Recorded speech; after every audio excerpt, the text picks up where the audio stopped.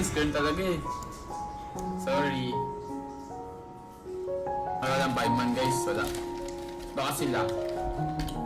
Hindi na ako kasali sa kanila guys. Isa sa malaking katanungan ng mga tao ngayon, particularly sa mga fans ni Yawi, ay kung siya nga ba ay mabibigyan pa ng tsansang makapaglaro sa Echo ngayong darating na playoffs. Na kung saan ito na nga ba yung pahiwatig ni Yawi na hindi na natin siya makikita sa MPL S12 base sa mga pahayag niyang ito at base rin syempre sa hindi na niya pagsama sa lineup ng Echo. At sa totoo lang, nakakalungkot na ganito ang sinapit nitong si Yawi na buong akala natin tinatagong strat lamang siya, pero yung pagtatago ay nagmimistulang nakabuo na ng tuluyan. Pero teka, kamusta ka batang?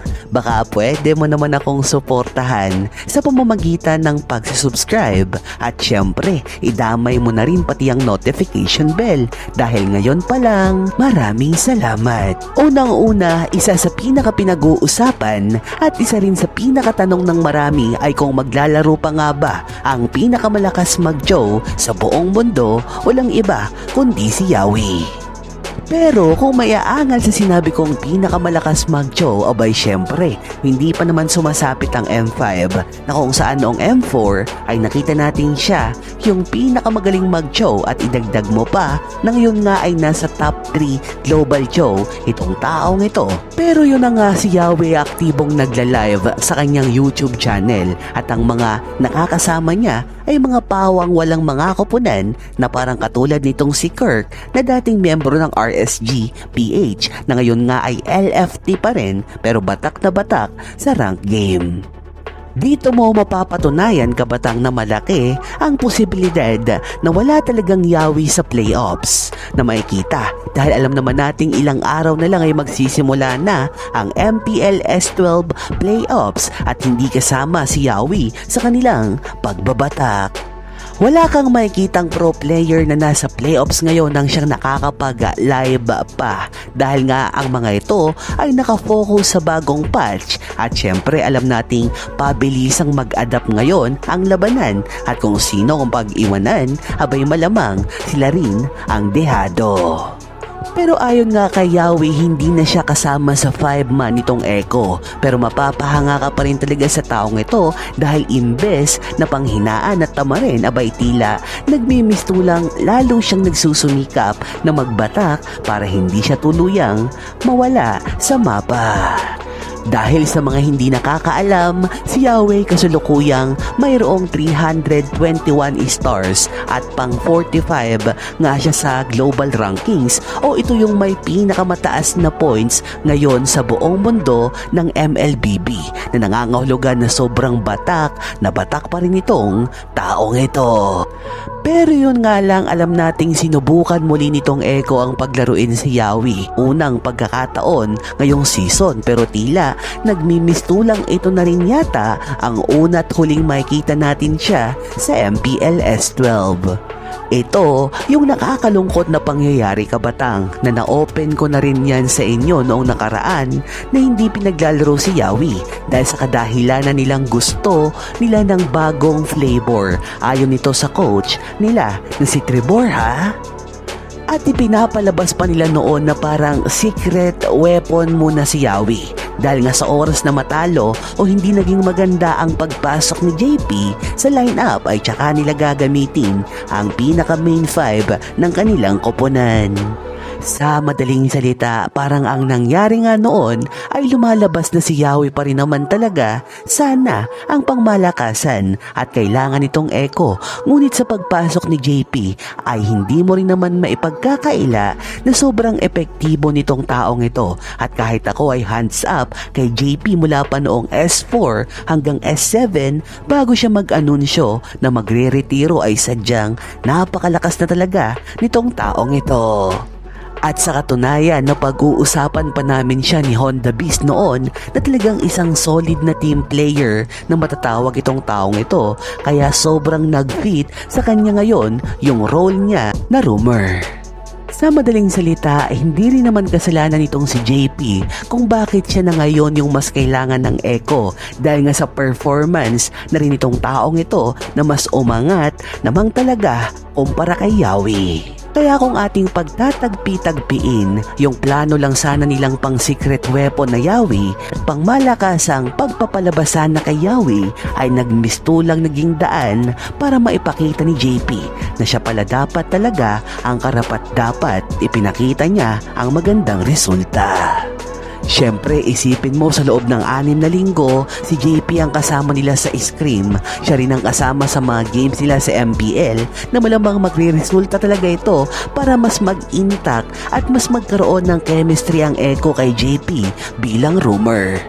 Kaya kahit anong batak pa ngayon ni Yawi ay magmimistulang mas solid pa rin ang Echo kasama si JP dahil nga nasa kanya na yung momentum ng team at nasa kanya na rin ang chemistry na nabuo na nga sa loob ng 6 na linggo. Pero to be fair, rin naman syempre kabatang walang kasalanan rito si JP, lalong-lalo na si Madam Mitch at wag naman tayong maging unfair doon sa dalawa. Dahil syempre deserve rin naman talaga ni JP ang main 5 at alam kong alam mo rin yan kung ikaw ay nakasubaybay sa kanilang mga naging laban. Pero yun nga lang talagang may tatamaan at si Yawi ang pinakanapuruhan. Pero kung ako kay Yawi, siguro gagawin ko na lang munang mas makabuluhan ng season na ito kahit wala siya sa main 5. Yung tipong gawin niya na muna yung mga bagay na hindi niya nagagawa kapag busy siya sa Scream at sa MPL, kagaya ng pag-focus sa business, online study at oras sa pamilya. Pero dito na rin papasok yung hindi nga malabong maging import si Yawi ng Aura Fire at totoong-totoo naman talaga ito kabatang, pero syempre depende pa rin yan sa kanya kung ito ay tatanggapin niya, pero dapat may kasama siyang core o hindi naman kaya gold laner. Sinabi na rin naman ni Yawi noon sa kanyang interview na hindi rin malabong tanggapin niya ang offer mula sa kanilang boss sa Aura kung ito nga ay may offer na maganda na hindi niya matatanggihan dahil batak na batak pa rin naman si Yawi. Pero mapunta tayo sa nakakatawang nabasa ko kabatang na patungkol sa mga Indonesian team na nagkampiyon sa international na tournament ng Munton dahil puro pala sila may mga import bago sila magkampiyon. Unang-una noong M1 na ang EVOS ang nagkampiyon pero mayroon pala silang coach Says na mula sa Singapore at masasabi rin natin na may coach Daki rin sila noon sa coaching staff, hindi nga lang nire-recognize ni Coach Says.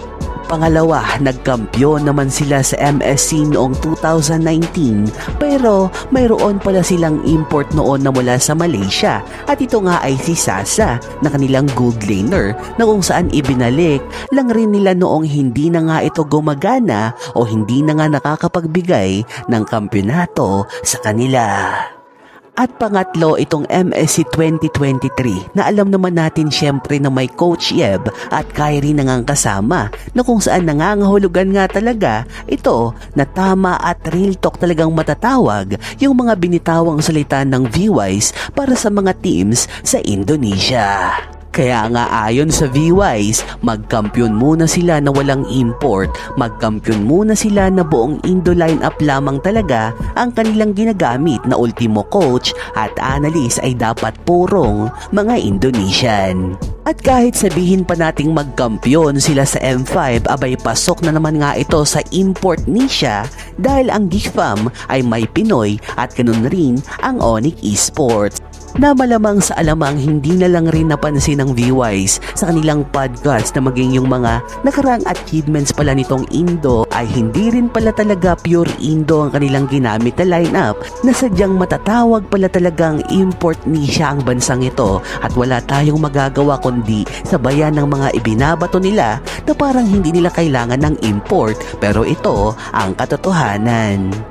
Dahil sa tingin ko ay hanggang dito na lang muna ang ating kwento patungkol kay Yawi at sa tila napakalabong playoffs para sa kanya at syempre pati sa import niya na todo tanggi pa pero wala pa palang kampyonato na pure Indo ang kasama. Yun lamang po at maraming salamat. Stay updated at parating mag-iingat. Mahal na mahal ko kayo. Legit at big time. Mwah!